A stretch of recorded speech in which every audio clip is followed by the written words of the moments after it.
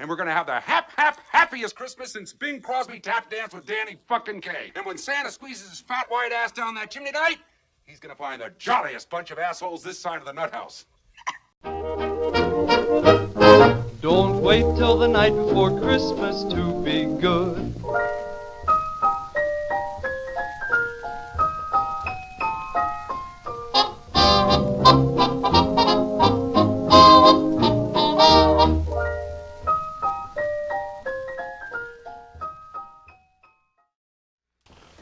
Okay, welcome to episode 2 let's reset for a second. of the 12 Podcast of Christmas, 5th edition. Today we're going to be talking about the new biopic, Bohemian Rhapsody. It's been out for a little while now, hasn't it? Yeah, Maybe more than a month? I would say so. Too long. Too long.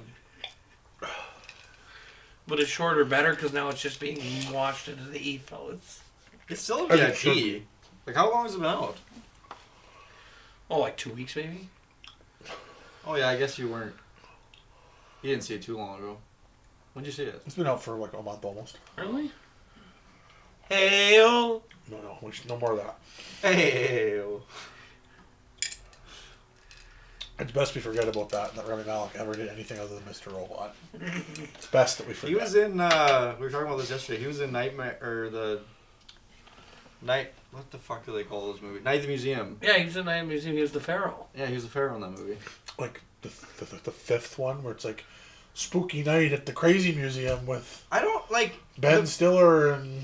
I think the Pharaoh was in the first... I can't... Because I've seen... I don't know, I think there's 3 of them? I have no idea. I think I saw the first 2. Is one of them have the guy who does the voices on The Simpsons? Is he one of the villains in them? I have no idea. You know the guy who does Apu's voice? The white guy? No. Oh, he's in it. Yeah, he is. Yeah. He's a villain in one of them. Is he like an actor? Hank, whatever his Hank Azaria? Azaria, yeah. Is that his name? You Yeah. know him, Fran? He's in Hank one of my Azaria do a bunch of stuff? Yeah, Like, he's in one of my favorite Simon Pegg movies. Who's the voice of Bender? Yeah, Frank Azaria. You know who this is. Oh yeah, absolutely I do. Okay, yeah, all right. He's in a bunch of stuff. Yeah, he is in a bunch of stuff. He He is a good actor, yeah. Who does Bender Bending Rodriguez? Yeah, who? John DiMaggio. Oh, John DiMaggio and Billy West is everyone else. What did you know- guys think know of John. Disenchanted? Yeah. We were kind of talking about this yesterday too. Yeah, we were. We actually had quite a long discussion about Disenchanted. Yeah, it's. I think I've exclusively seen like people be very, very negative about it. Yeah, very critical. And Myself included. yeah, it's like it's something that I just don't. I don't know if maybe I'm just not the Futurama super fan that like sees the huge discrepancy between because we were kind of talking about it and like obviously I think Futurama.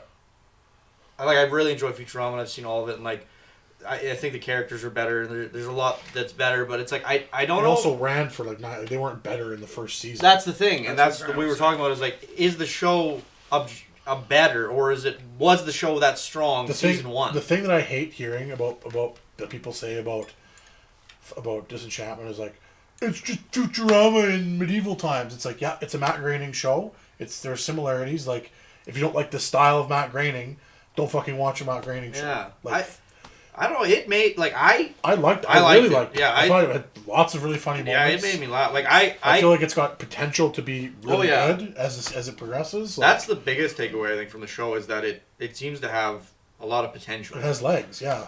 And it's like they just I think the big thing. That's why it reminded me of Futurama, is because the first season of Futurama was so good and had so much potential. Yeah. Well, here's what my my difference is, Andrew, and where I will take Futurama over Disenchanted, is that although the characters in Futurama were not as strong, obviously, in the early as they were in the late, just as they likely won't be as good in early Disenchanted as they will later. I'm sure the characters will get much stronger.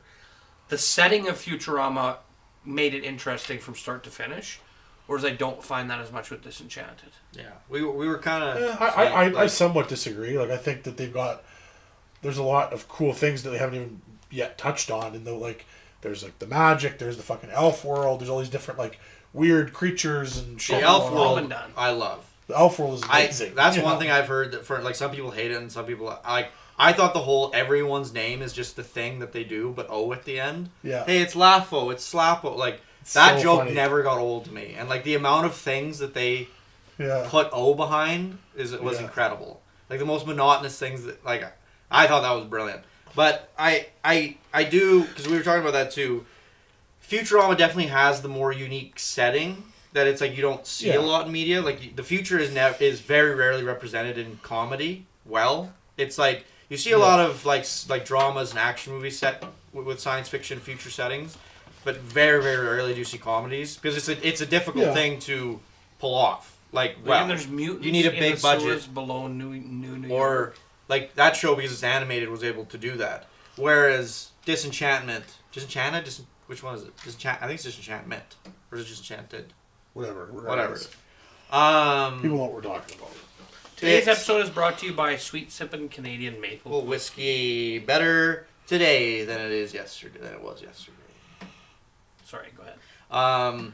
But Disenchantment, like comedy in the Middle Ages, is something that's been done a couple times. Like Monty Python's done it, Mel Brooks has done it. Like it's something to an extent that we've seen. So like in that sense, I kind of understand that maybe the setting isn't quite as interesting.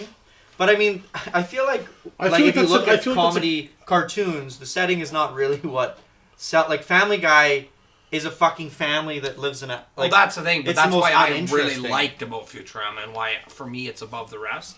But it's like it's a weird criticism then to level at Disenchantment when it's like there's a lot of other shows. No, but I'm not putting apples to oranges. Like I don't care about is Disenchanted better than Family Guy. I'm just comparing it directly to Futurama. Oh yeah, but I mean, once again, it's kind of weird. Like, it's weird. I feel like then it's like you only don't like the show because it's not as good as Futurama. No, I never said I didn't like the show. You didn't? No, I didn't say I dislike the show. I just don't like it as much as I like Futurama. Well, that's fair. I mean, I guess I would agree. But it's like a lot of people I've talked to are just saying that it's not watchable. They're like it shouldn't exist. No, I don't agree with that criticism. Yeah, but there are also people who watch Big Mouth and I can't watch it because the animation style is so weird. Yeah, I got over it. I also don't really. I'm not a big fan. I don't love the animation stuff. But it's like style. if that's the thing that like you're criticizing about the show, like yeah. I mean, I don't know. People have said the same thing about like Aqua Teen Hunger Force, and F is for family. F is for family. F is for family has a pretty like. It's like it's very King of the Hills. It's like more realistic. Yeah. People like Archer. I've heard about Archer too. I'm like, how do you not like fucking Archer? Archer, I can see that one because I remember watching it initially. Really weird. And it does it It might be very just, unique. Yeah, exactly. And it's just like that almost realism and just the way they move. You get used to it, and then you don't even think about it. I for sure thought about it. It for sure was a thing I was conscious of, but I wasn't like, this is unwatchable because it looks a little bit different. Oh no, I definitely didn't like it initially, but then now I couldn't see the show any other way. Yeah, of course, yeah. Because it's like it's the only way they can convey that action. They really fucked it up in home movies.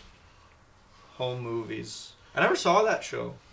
I'm sure you did. It was. Oh, like I saw it. I mean, I never like watched it. Yeah, neither did I really. It was a weird fucking never saw like all of it. Where Archer was in that. Yeah, he was the little with the blue onesie or whatever, right? Yeah, he was the coach. Oh, he was the coach in the show, right. That show, it doesn't exist anymore. Also, the Archer Bob's Burgers crossover is the best crossover in animation. Brilliant, so subtle. History. It's for me. It's right neck and neck with the fucking Family Guy, American Dad, King of the Hill, all in one shot. Oh, with the dream. Yeah, like where Peter. The fat man says, "Lois, what's this fat man doing in our bed?" Yeah. Oh, dang it! I always wake up before I find out if they can understand the baby. That was King of the Hill is another one of those shows that it's if you've ever watched really sat down and watched it, it is fucking brilliant. Yeah. And it just doesn't get the love that it deserves. For Yeah, the most it's part. because it doesn't have like the one-liners constantly. It's not like Family Guy where it's just like I want Family Guy. The randomness. thing is, it's so easy to be funny. Like, as much as I like Family Guy, it's really easy to be funny when you can just do anything. yeah, it's At any true. time, The and just be crit. like- you can just come up with a funny idea, and it's like you can fit it in there any way. Because it's Yeah. like, what if a goose was fucking a shark? And it's like, Cut to a goose. cut to a goose having sex with a shark. Yeah, it is that the criticisms level that show for lazy writing are founded, but at least it's funny usually. Yeah, absolutely. Like the moments of Family Guy make me laugh more than Yeah. entire episodes of other shows for sure. Then yeah, you have something like King of the Hill where the characters are very well defined and very well written and very well realized, but because the world building is so strong. One It thing that I'll maybe say, suffers like from one thing I'll say about that. this is so funny because I'm just thinking back to when one of the people who used to watch a podcast said, "I don't think I want to watch a podcast. You only talk about Family Guy and South Park." Oh yeah.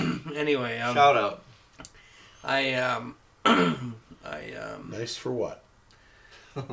In the like one of the recall episodes of Family Guy, they talk about they're just so in love with that sketch from the Star Wars episode when they're fucking pulling the couch out of the trash compactor. Yeah. I'm like, yeah, it's a pretty funny sketch, but they like think that this is like some writing genius. Like, it's like it's not a cutaway gag, so it was so well done. Yeah. It's like we wrote a joke into the story. Like I feel like they almost did that in the normal Family Guy show again. Like The they first like, oh yeah, they reference that specific. The Family Guy gets so meta and like re-references old things as if they're not old Family Guy jokes. Like the one thing I'll give it, like Peter collapsing on the bed drunk, and then he's mumbling to himself, and he says, "We act like we didn't take a lot from The Simpsons, but we took a lot from The Simpsons." Like that's really funny. That meta. That is very funny. There's like little things like that. Just out of They're nowhere, so he doesn't funny. they're not talking about The Simpsons at all. Yeah. He just crawls into bed drunk. Yeah. We act like we didn't take a lot from The Simpsons, but we took a lot from The Simpsons. That is very Like that's what I'm talking about with moments of Family Guy. Like, Yeah. it's, Like that's but it's brilliant. not at all attached to an episode. Most of moments of Family Guy, it's like, oh, that episode where it's like, oh, that cutaway gag or that specific thing, and with South Park, it's like it's hard to reference a moment without you say talking the about Lemmy the Winks whole- episode, and it's one specific episode. Like Yeah. that whole episode is dedicated to that one idea. The thing that I always thought was really interesting about King of the Hill is that every other animated sitcom, you couldn't do it live action, whereas with King of the Hill, there's nothing in that show for the most part that you couldn't do with an actual live cast of people. Yeah, you could totally. Yeah. Except for the like, I don't know how you do Grandpa's legs, but you could figure that out. Well, that's easy to figure out. It'd have to be more reasonable. So is my shins to my kill Fitty Jap. What did they? Kill Fitty Man. They knocked his knees out. Well, he knocked his Or shins. Chinaman took my shins out with a submachine Yeah, gun. so it's like his feet are attached to his knees. To his knees, yeah. So he just walks around on his thighs like. And he always, Stone. he You always could do that live action pretty easy. and he has that like the very much younger wife. Yeah. Who slaps her on the ass and it's just so funny.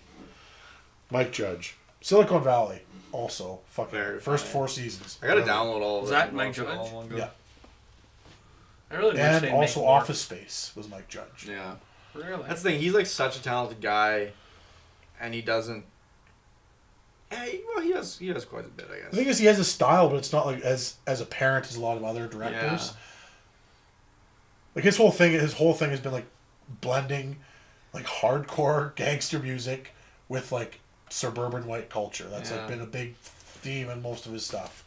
And like that fucking scene in Office Space, where it's like they're passing the disc and it's like he pops over the cube, dipping, sipping on kava, and he's like fucking looking around slow mo, passing this floppy disk with this badass thing.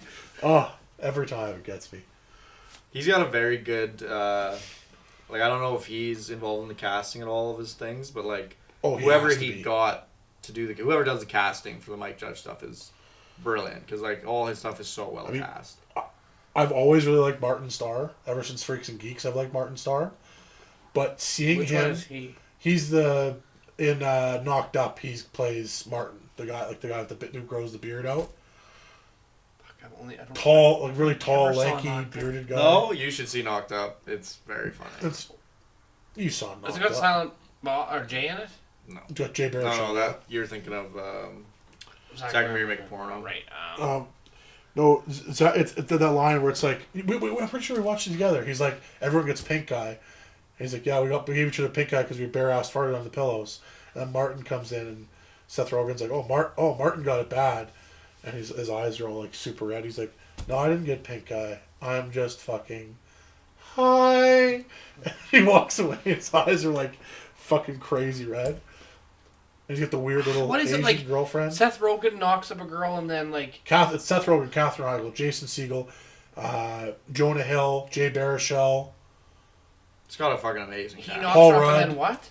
Well, she's like a classy chick who's got like a job. Yeah. Yeah, and then she goes to the club one night with her sister because her sister like is constantly having these crises because she's in this like she's like a middle-aged woman in a marriage with 2 kids and she doesn't know if she's happy. So anyways, the 2 girls go to a club, and then Seth Rogen and his friends also go to the club. But Seth Rogen is a deadbeat. They're trying to start a Mr. Skin type website where it's like we watch movies and we find the parts with the naked girls and then we put the time code and stuff, and then you can subscribe to the website or whatever.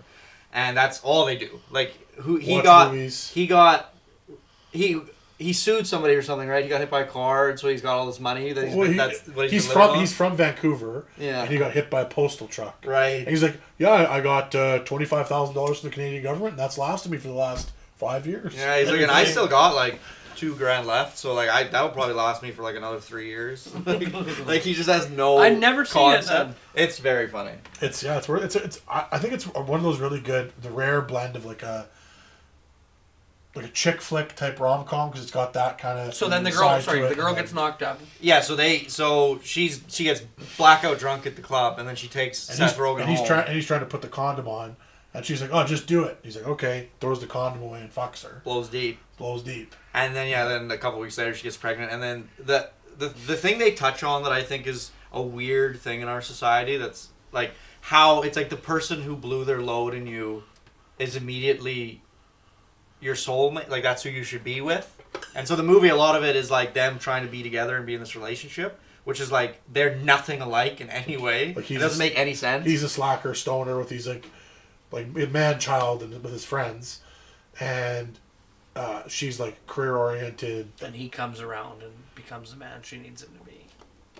Like kind of, but it's not in a cheesy way. That's the thing. I actually don't really like the end of the movie.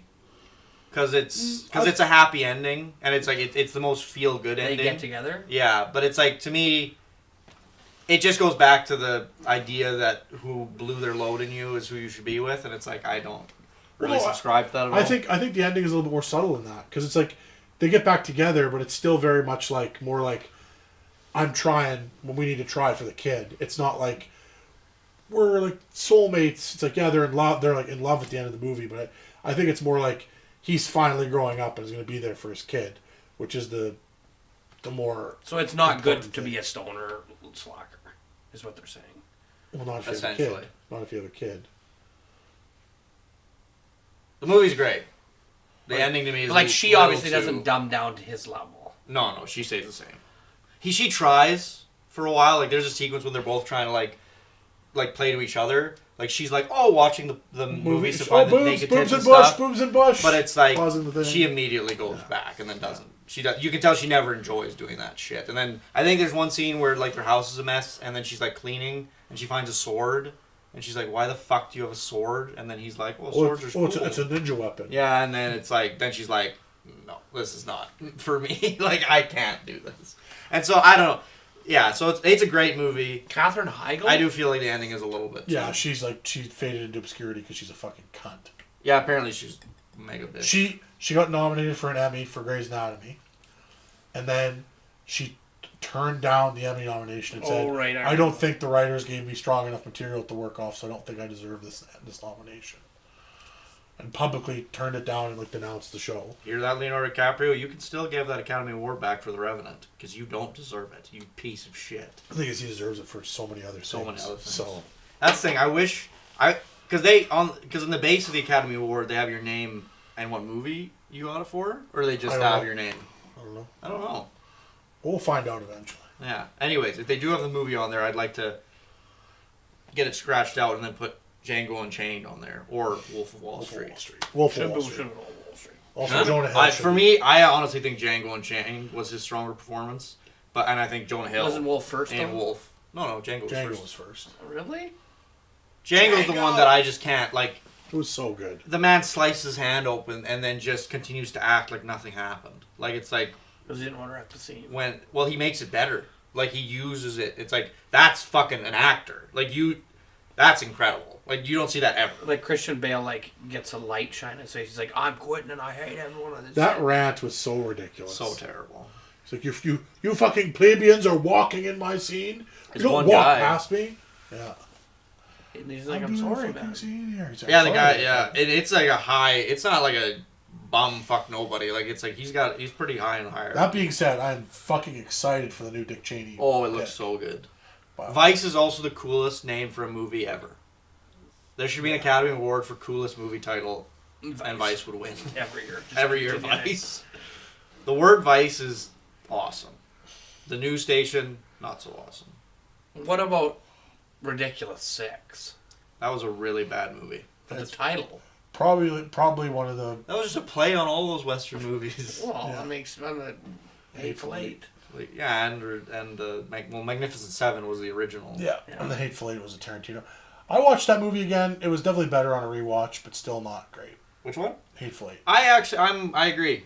I Much rewatched better, it recently, much better on a rewatch. for and sure. because I knew what to expect, I didn't really It get was- what was going on. it was much more digestible. A bunch of people I just- shot each other and then they were all shot. Yeah, my, well, at the very end, something happens. Well, my problem with that movie was it was it very much tricked you into thinking, oh, it's going to be this whodunit movie, and you really have to think about it, and then it's like it does away with that so quick. Yeah, there's no way you could know. It's like right away. It's like, oh, this is going to be interesting. It's going to be this intense, like one room, dramatic, like whodunit, back and forth thing, and then they just immediately do away with that, and it's like, oh, we're all shot. Like, I don't know. I don't It was understand disappointing. who shot. Why are they all shoot each other again? Well, the whole thing is like Someone poisoned the coffee. this chick is going to prison, is going to get hanged, and then her brother and her gang that she's involved with go to this cab. They know that they're going to stop by this cabin, so they go to like set up a thing to free her. But then shit goes down. People show up that they didn't expect that were going to show up, and essentially they have to like they're lying low, waiting for their moment, and then somebody poisons the coffee. Kurt Russell dies, and then it's like then immediately Samuel Jackson has everybody stuck up for probably 25 minutes of the film. I mean, the best thing is what Who is survives? nobody does, because technically Sam Jackson and the what's his one face, white guy the who's white in supremacist guy. yeah, what else is he in? He's in was he in Prison Break? No. I think he wasn't he the scumbag white supremacist guy in Prison Break? No. Who was that guy?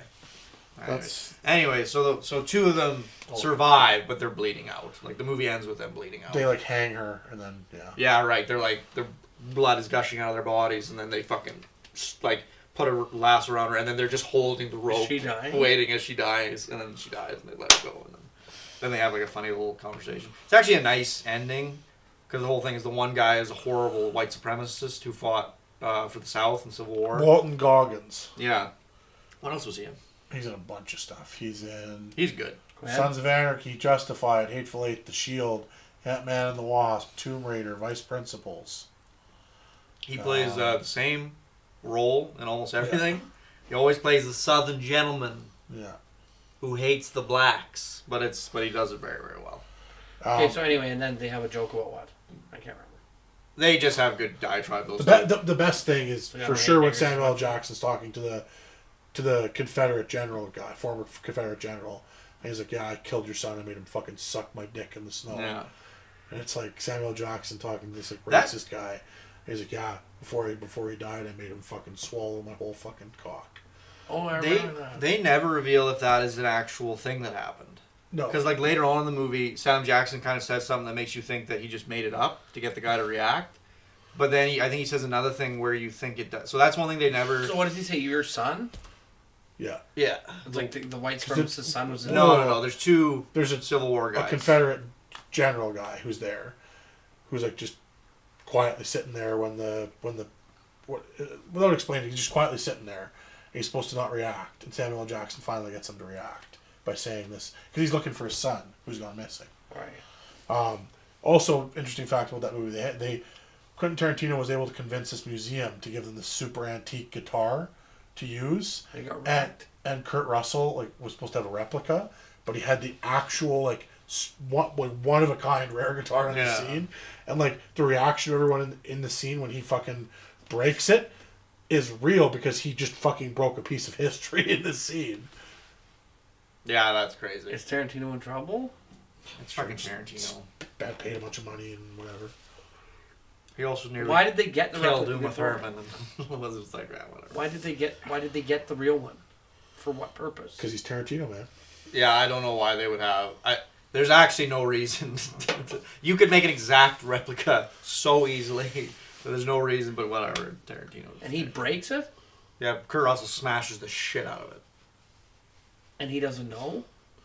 Well, he thinks it's the guitar he's supposed to smash, but they're supposed to swap them for the scene where he breaks it. And he didn't get the memo or whatever and just fucking did her. And yeah. Because the movie was very... I think they filmed it in a very short amount of time. Yeah, They built the cabin set. And then, I think they filmed it very short. It didn't take them very long to film. And they would go through...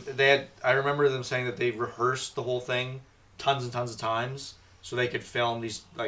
There's never really, really long takes in the movie, but they could just keep filming essentially for really long. But it feels like lots of long takes because of how they shot it. It is a very slow movie. That's the thing. I remember seeing it the first time and not liking. Waltz is in it. No, he's in Django Unchained. he's in Django, and he's in. Who gets into the carriage in the beginning? Well, that's Samuel Jackson, with Kurt Russell, and then Walter Goggins. Yeah.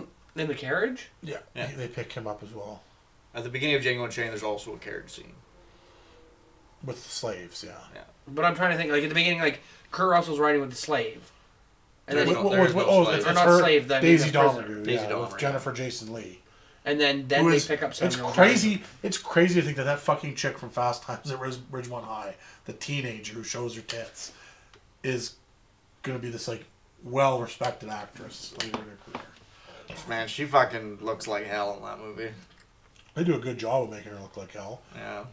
She's great. I don't know if you have checked out that Atypical show on Netflix, the one about the autistic kid. No. It's quite good. Quite a good sitcom. And that stands for situational comedy? I believe so. This guy, Walter Goggins. Yeah. He's a gentleman from the South. He's a Southern gentleman. But yeah, I'll say Or he's not a gentleman, he's like a smub. the first time I saw Hateful Eight, We saw that in VIP. And It Yeah. was disappointing. I just to say the didn't least. really like it at all. And I guess it's just you come off of seeing Django Unchained, Well, which is so exciting and so funny and so just has so many brilliant scenes, and it's so the scenes are so variable and there's so much going on in that movie, and it's just wonderful. I think that now I like it more. When I first saw it, I thought that it didn't end when it should have ended, but it's whatever. Now I like it for what it I is. disagree for the But Hateful Eight, I didn't like it all. But now seeing it again, it didn't end when it should have ended. well, the movie it does the whole it has an ending, then it goes on for another hour, and it's they do the same thing twice. There's a big shootout, then there's another big shootout, and it's why did there need to be two of these? I don't know. I'm fine with it now. I just remember seeing it for the first time, being I literally just watched this exact sequence not 20 minutes ago. But no, now I'm fine with it. Now it's Tarantino. He does weird stuff with the pacing of movies and act structure and stuff. And Hateful Eight is very apparent because that movie is slow as shit. Yeah, that one was just him stroking his own dick big time about I write such fucking good dialogue. I write such good dialogue. I write such good dialogue. He should make a movie where it's two people in a room and that's the whole fucking movie. And nothing on the walls. Nothing. It's a blank room. So Reservoir Dogs. Reservoir Dogs is interesting. Well, no, but I'm saying it's a large portion of the movie is two or three people having a conversation in an empty warehouse. Yeah. No, I think Hateful Eight could have the thing with Hateful Eight was that he dealt with everything that he dealt with in Hateful Eight already and better in Django Unchained. Like even the themes that he talks about in Hateful Eight, like the racism of the South and all that, it was done better in Django Unchained. Yeah, a lot of it is about racism. Yeah, and they're almost all about racism. Well, just the last two. Yeah, just Django and whatever. What was the one before Django? Inglourious Bastards. That movie was fucking awesome. I think that's probably his best movie. And not my favorite, but it's probably his best film. Yeah, I'd probably agree with that. I think Django or Inglourious Bastards. I think Django's my favorite for sure. And because it's also really good, but I feel like in terms of what should Tarantino be known for in terms of as a filmmaker and what is his masterpiece to date? To me, Inglourious Bastards is the masterpiece. Do you like that better than Pulp Fiction and Kill Bill? I didn't like it better. I thought just in terms of what is a better film? Kill Bill is my Volume 1 and Volume 2. I think my favorite to watch. They're very fun to watch. They're great. But that might be his best. There's nothing like it's nothing like any other thing that's ever existed. I don't agree. Kill Bill is an amalgamation of what. I was just saying it pays homage to so many things. I know, but that's the Indiana Jones of. Yeah, it's true. Jones. Martial arts movies. Yeah. To me, Inglourious Bastards is just such a unique take on that World War II movie. There was nothing like it before. I don't think. I'm trying to think. In video games, Wolfenstein, sort of. But Wolfenstein was just an action. It wasn't funny. And just the dialogue and the suspense that he builds. And... Oh, yeah. That movie started the trend, which actually needs to stop now. I'm fucking sick of it in movies. Yeah. Where it's Nazis are very... Actually, we'll go... Schindler's List, really started it. But, Django Unchained, took it to a whole new level. Schindler's List is a little bit different. That's It is. It's specifically about concentration camps, so it's very it kind of needs. It kind of has to have that gravitas to it. Yeah. But it's there's this thing with Nazis now in movies that it's every scene that's got a fucking Nazi in it has to be super tense with no music. They're all and then when the music starts, it's this one tone. You just want it to end. You're just please. And it's every fucking movie every now. Nazi is a mastermind genius killer. Every foot soldier, anybody who wears a swastika is a... Well, it's not the foot soldier. It's I am, but it's not super high up. It's I am Sergeant whatever in the Nazi army, and then it's he's in charge of. May I come into a house, please? Yeah, and it's you're high, you're in disguise. It's always you're in disguise. And there's a Nazi who's in charge of a couple guys, and he knows you're in disguise, but he ain't gonna tell you away. We also just saw Overlord, and that's where this is coming from. Overlord I can't. But they did it in Wolfenstein 2 and Wolfenstein the first. I love those games. I love Wolfenstein: The New Order, and I love Wolfenstein: The New Claw. I haven't played the whole thing, but the second one's great too. And they do it in both those fucking games with that Nazi thing, and it's it's great. It's a great scene, and it will never not be a great scene. But it's stop it. I've seen it. Some Nazis were probably really cool guys who's you want to go get a Coke with me and go down to the cinema? I want to see that Nazi, the nice Nazi. Well, the guy who's just doing his duty. Yeah, doesn't actually believe in it. I can't watch the beginning of Inglourious Bastards. I can't watch it. I can't. I don't think you'd have to chain me down. It's one of the most well-crafted scenes ever. I know it's beautiful. I just can't handle the tension. I can't do it. Tense. I can't fucking. To me, the basement scene is more. And it switches. The thing with the first one is it goes from hopeful tension to oh fuck. The difference. So now it's just the range of emotion. The difference between the basement scene and the intro that I think makes more tension for me is the vulnerability. The soldiers and people who know they're going in and it's a suicide mission could die. The vulnerability isn't there when it's these are just innocent people trying to live their lives and he's fucking with them and I'm just and they're drinking the milk and all that shit and he knows they're underneath the floorboards the whole fucking time. Well, because I think the whole point of that scene is to show that for him it's not at all about the ideology. He's just a fucked up guy who likes playing these weird games and the Nazi ideology just gives him the justification to play this weird fucking mind game with these people. I think the basement scene really got me because that was at the height of like Michael Fassbender love. Yeah, yeah. That was like right when I was like, he's the greatest ever. And so when he He dies is very good. so unceremoniously in that scene, it's like, oh, I miss Michael Fassbender. So I think that's probably why the first time I saw it, it hit me so, because I was just like I'm so in love with Michael Fassbender. I'm still in love with Michael Fassbender. That guy's great. Well, thank you guys all for joining us for part 2. If you didn't know that was part 2, that's part 2. We started it a little off the cuff. Part 2 episode 2. Part 2, episode 2. This would be episode 99. It would be episode 99. So next episode will be the second episode 100. Thanks very much for watching. We'll catch you again in part 3 of the 12 Podcast of Christmas. Good night and good luck. I think we're going to discuss... We're going to have a fun little game we're going to play in the next one. Cheers.